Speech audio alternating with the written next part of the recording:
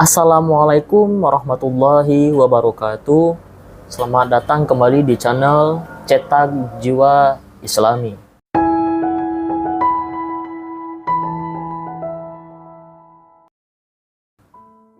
Pada kali ini kita akan membahas atau mereaction ceramah tentang keutamaan dari istighfar.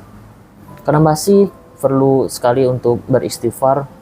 Karena banyak sekali makna-makna yang terkandung dari istighfar itu. Salah satunya adalah untuk menenangkan hati kita dari segala masalah. Yang kemudian ya untuk amal jariah kita untuk di akhirat nanti. Dan bagaimana istighfar itu menurut para ustadz. Maka dari itu kita akan reaction bagaimana menurut pandangan ustadz tentang istighfar. Sebelum mereaction, jangan lupa untuk like, komen, dan subscribe-nya supaya saya lebih bersemangat lagi untuk membuat video-video terbaru untuk kalian semua. Oke, langsung saja kita ke video. Beberapa jenis-jenis istighfar. Ada yang paling singkat. Di hadis Muslim hadis 571. Kalimatnya singkat. Astagfirullah, astagfirullah, astagfirullah. Masya Allah. Ada yang tambah lagi agak panjang. Astaghfirullahaladzim alladzi la ilaha illa huwal hayyul qayyum wa natubu ilaih.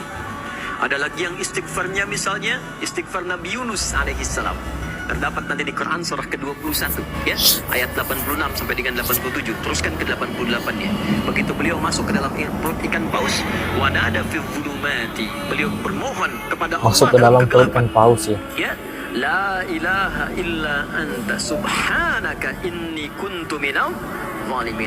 Ada istighfarnya Nabi Adam alaihissalam diabadikan di Quran. Begitu itu diberikan, Anda bacakan seketika turun ampunan Allah. Itu di Quran surah ke-7 ayat 23. Rabbana zalamna anfusana wa illam taghfir lana wa tarhamna lanakunanna minal khasirin. Saat itu dibacakan, maka janji Allah di Quran surah kedua ayat ke-37. Ya, paling kiri sebelah bawah. Kata Allah, saya terima taubatnya, saya ampuni dosanya. Fatalaqqa Adamu min rabbihi kalimatin fataba alaihi. Maka Adam menerima kalimat taubat dari Allah. Tadi Rabbana zalamna anfusana. Ya Allah, kami mengakui, ngaku dulu. Kami ngakui ya Allah, kami berbuat zalim. Kami zalim ya Allah, kami banyak salah. Wa illam taghfir lana, kalau Engkau enggak ampuni kami saat ini ya Allah. Wa tarhamna, Engkau enggak berikan sayang pada kami. Lanakunanna minal khasirin, kami pasti masuk orang rugi. Jelas sampai sini? Baik. Jadi inti dari Ustadz Hidayat ini mengatakan bahwa keutamaan istighfar itu adalah untuk kita supaya kita itu bertobat kepada Allah Subhanahu wa taala, mengurangilah istilahnya atau mengurangi dosa kita terhadap Allah Subhanahu wa taala sehingga amal ibadah kita itu diterima oleh Allah Subhanahu wa taala. Saya sarankan ada satu amalan yang kalau Anda kerjakan itu cepat pengaruhnya kepada hati, baik mensucikan ataupun membimbing kita pada kebaikan. Amalannya disebut istighfar. Waktunya dilakukan menjelang subuh. Ya, jadi kalau misalnya habis tahajud, sekarang subuh jam 4:06 misalnya. Ya, Anda tahajud. Jadi teman-teman, kalau Ustadz Adi Hidayat ini untuk beristighfar yaitu setelah sholat tahajud, yang baiknya itu ya setelah sholat tahajud hingga menjelang sholat subuh, karena itu sangat lebih afdol. 5 menit, 15 menit sebelum subuh. Yang 4 kurang seperempat lah misalnya. 4 kurang seperempat atau 4 kurang 10. Anda tahajud dari setengah 4, selesai 4 kurang 10. Maka di situ diisi dengan istighfar. Waktu singkat menjelang fajar itu disebut dengan sahar namanya. Nah, waktu ini sangat dicintai oleh Allah. Kalau ada orang istighfar di waktu itu, maka Allah akan merespon langsung. Nah, waktu istighfar pada saat menjelang dari sholat tahajud sampai sholat subuh itu waktu yang sangat dicintai oleh Allah. Jadi kalian kalau mau beristighfar itulah jam-jam yang terbaik, yang diridhoi, yang paling dicintai oleh Allah Subhanahu wa taala. Bukan di jam-jam yang selain itu nggak dicintai, ya tetap dicintai, tapi yang lebih paling Allah cintai itu di jam sebelum waktu sholat tahajud sampai waktu sholat subuh ya teman-teman. Langsung dengan menghapuskan semua keburukannya, membuat keadaan dirinya bersih dan dekat dengan Allah. Itu ada di Quran surah ke-51 ayat 18. Wabil ashari hum yastaghfirun. ada di waktu sahar orang yang sangat memperbanyak istighfar kepada Allah. Itu akan digolongkan dengan 4 golongan utama yang lain. Ahli istighfar di waktu sahar itu disamakan dengan 4 golongan lain di Quran surah ketiga ayat ke-17. As-sabirina was-sadiqina wal-qanitina wal-munfiqina wal-mustaghfirina bil ashar.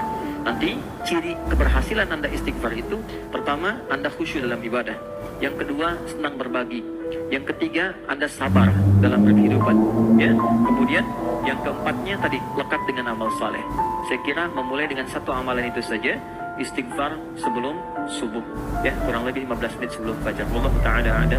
Jadi itu ya, menurut Ustaz Adi Hidayat, keutamaan dari istighfar itu itulah keutamaannya.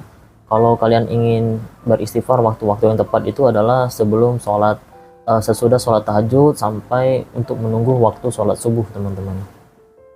Nggak usah lama-lama, itu antara 10 menit sampai 15 menit untuk beristighfar. Kalau bisa sih 1000 kali istighfar ya.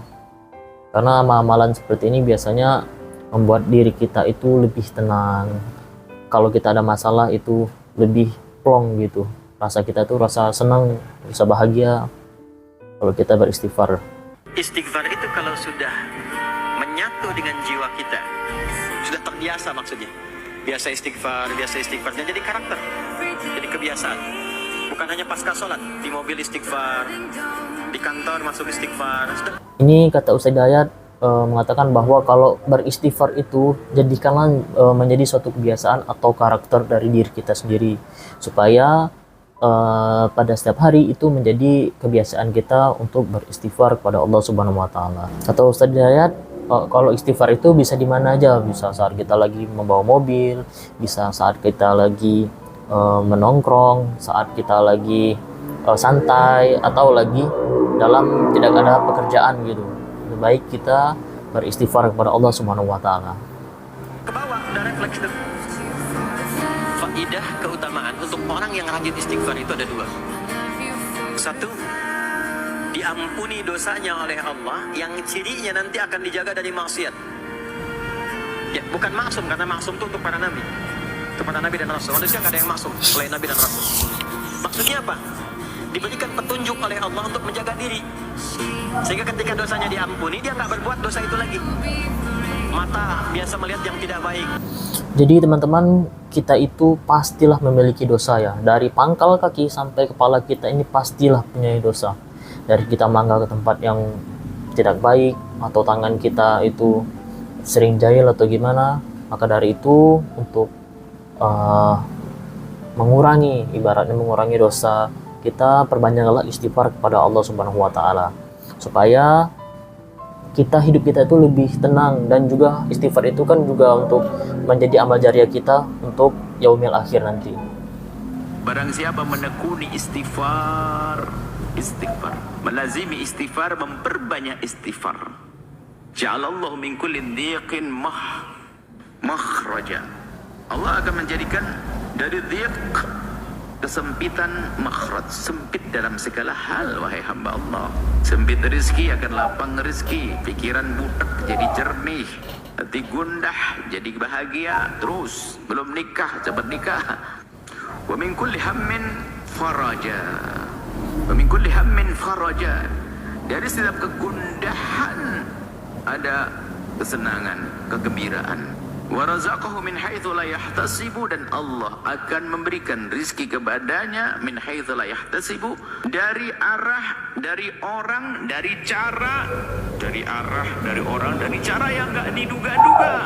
Padahal dia kerja di Kitu, kenapa dia buat dari sana? Banyak istighfar.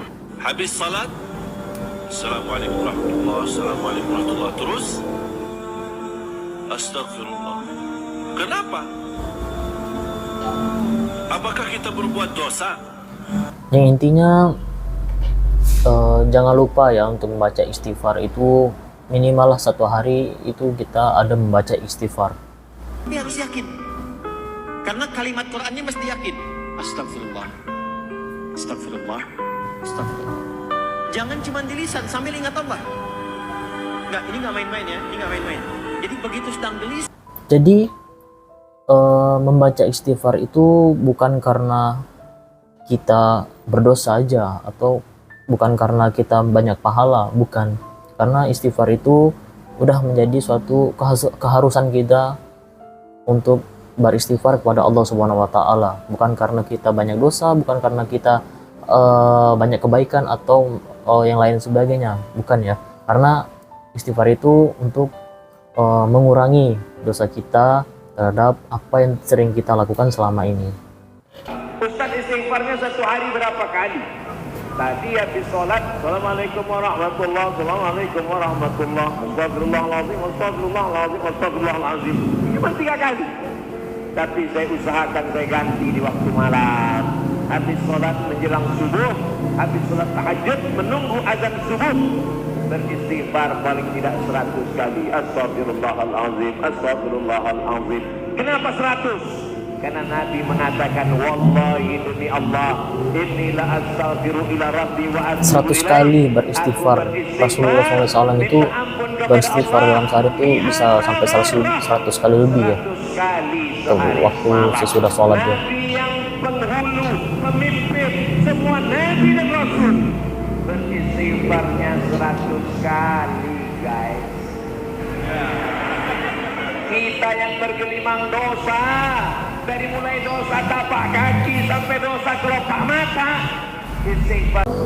Jadi ini membaca istighfar ketika kita merasa gelisah, merasa jiwa kita sedang meronta-ronta atau sedang merasa kesusahan menghadapi suatu masalah. Ini kita diwajibkan untuk membaca istighfar kepada Allah Subhanahu wa taala. Karena kenapa? Karena akan lebih ringan lagi kita ketika kita sudah membacakan kalimat astagfirullah, atau kita sholat, sesudah sholat membaca istighfar, itu akan membawa aurah positif terhadap diri kita sendiri ya. Jadi intinya kita itu haruslah dalam sehari itu setidaknya kita beristighfar lah teman-teman. Karena mungkin kita nggak merasa punya dosa, tapi pastilah setiap manusia itu mempunyai dosa. Jadi untuk mengurangi dosa kita itu kita beristighfar kepada Allah Subhanahu wa taala. Mungkin itu dulu untuk video kali ini, reaction pada kali ini. Jangan lupa like, comment, dan subscribe. Jika teman-teman ingin saya mereaction tentang apa lagi, tentang ceramah apa, nanti tulis aja di kolom komentar ya. Oke, mungkin itu dulu. Lebih kurang saya mohon maaf. Assalamualaikum warahmatullahi wabarakatuh.